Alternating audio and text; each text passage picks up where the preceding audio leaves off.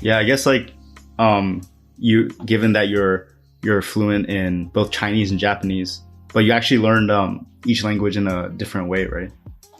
Yeah, definitely. With Chinese, I started self-studying and I would listen to audio lessons. And then I came over to China with just basic Chinese, enough to get by, and went into language school there.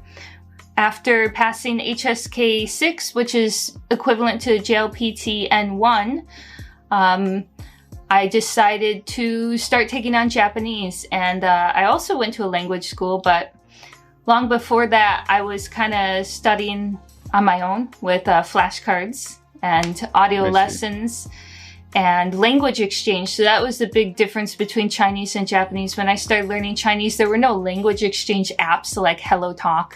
With Japanese, I just got started with audio lessons and then went right into language exchange, meeting all these Japanese people living in Beijing, living in Shanghai, and getting familiar with their community. So that was a little different.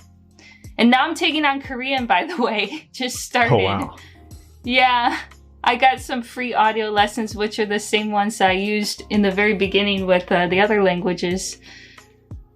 So. Gotta catch them all. No, I think that will be enough. That is more than enough.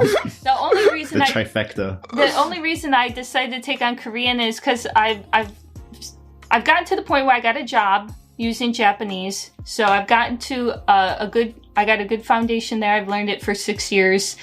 And I can maintain Chinese and Japanese in this environment. I don't have to do a lot of extra work. That's the problem with living in America. You learn all these languages. If you don't use them every day, you might have your prime and then it kind of goes down from there. I can maintain Chinese and Japanese without much effort here. Live with Chinese people currently in this place. My fiance is Japanese. He doesn't speak English.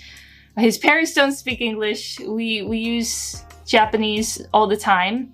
So those are a given. I don't have to continue to do too much with those. Just a little, polishing the Japanese for sure. But that's why I started taking on Korean.